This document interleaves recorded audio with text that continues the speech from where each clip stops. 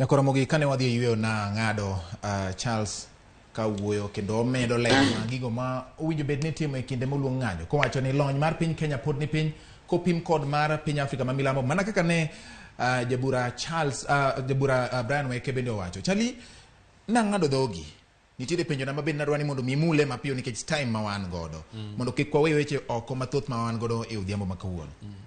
Yes, corona wacho ni Azimio la Umoja no koluwo chik kaka dwarore mar ng'anyo. Tineno ginyalo dhi Kisumu to gituro mochari manyien mapok otiek mapok okete ng'ato. Tichak ineno gidhi e duka mar ng'ato ma gikwalo. Mobila mane rito dukano ginego.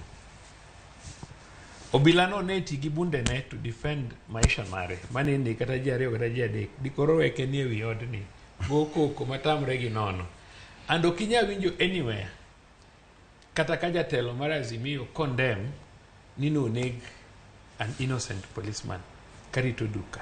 Iwinjo mana hagitemo wacho ni sirkali mane okelo ji Kisumu moturo duk ng'ato. Ma en miriambo.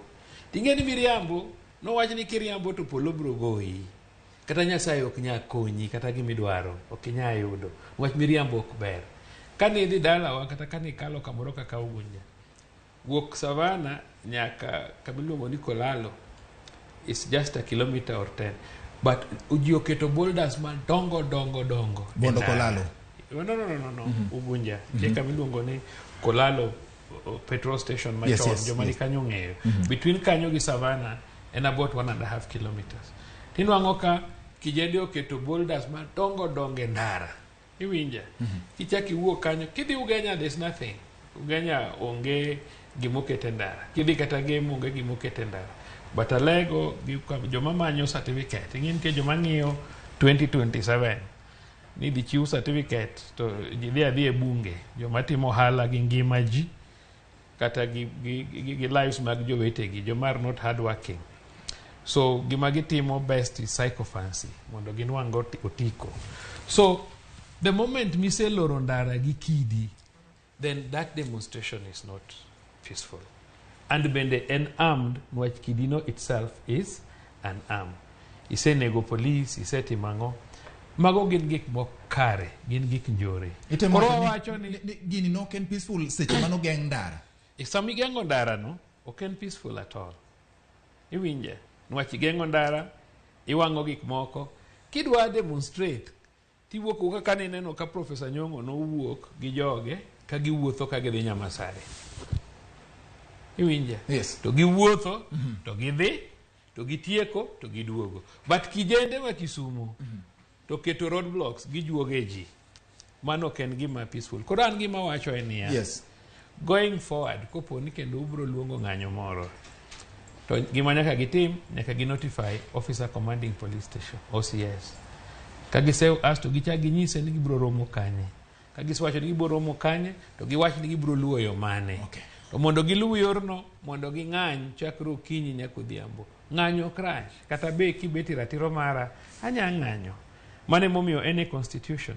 Lakini jogi time kisiasa, ok gitime eyo morube ni time. Tok ni gifuo, gi joma riek matamre gi nono. Jok ma gidilgo kae ma ging'eyo ni seche moko sombgi ni piny, kata yutogi ni piny, koro ginyalo misuse gi. Which is unfortunate mbele mar Nyasaye. Obila rwakore karaia e kinde modhi rakore gi jang'anyo nikech ang'eyo ni nitiere ji adek mayudore kuonde ng'anyo gi ahinya. En jang'anyo, en obila, en jofwamb weche. Jofwamb weche nitiere kod gima nyiso ni ma en jafwamb wach. Obila owinjo bed nitiere gi uniform manyiso ni ma en obila.